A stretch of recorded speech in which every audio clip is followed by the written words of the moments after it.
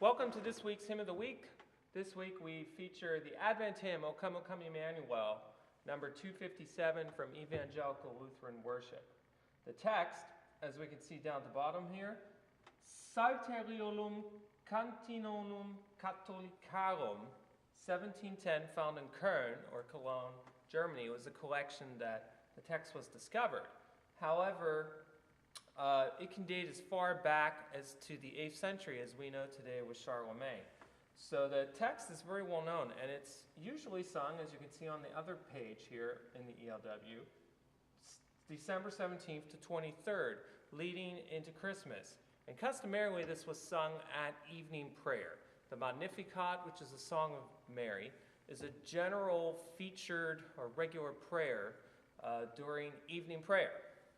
So it would have fit in very nicely, this text leading into Christmas.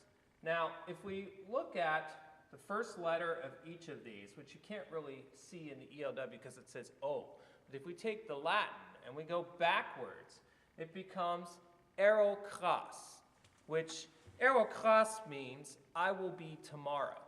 So you can see how that leads into Christmas Day. Because we're saying Jesus will be tomorrow. Aerokras. Now here, I'm going to read something from the Hymnal Companion to the Evangelical Lutheran Worship, because this is really interesting. And it states, because you have to read the acrostic backwards, which you said Aerokras, the opposite direction is suggested. I was yesterday. Because we sing these antiphons in the present, that is between the times, with the knowledge of God's past and future presence in Christ, the paradoxes that Advent highlights emerge. Christ is to come, but was and is. And just a reminder that a lot of the O antiphons here, as they're called, the Aerokras, are texts from the Old and New Testament. And you'll see a lot of these references as we go from verse to verse of the carol. John Neal translated this, and he was, thankfully, that's why we have it in English today. He knew over 20 languages, so for him it was not probably a very complicated task. If we look at the music, it says French processional 15th century. As far as we know, that was a French processional for nuns, and that's where it was taken from. Now, the other interesting thing about that processional was that it was for a funeral service. So you look at this melody and the theme of the chant, and you see the raised seventh, rejoice, or rejoice. So you could see that morning and the climax of that all, the musical climax, would have related to a funeral song. But it also makes sense that something like that would be appropriate for Advent. Because we're looking at dying to self and being alive in Christ as Christ comes to earth. So let's try it. O come, Emmanuel. There's lots of different ways we're going to sing this on Sunday. I'm excited about that. We have men singing, we have women singing, sometimes a choir singing. Obviously, I can't be all those people. But I'm looking forward to collaborating with them a few days from today. But let's sing it, O come, Emmanuel.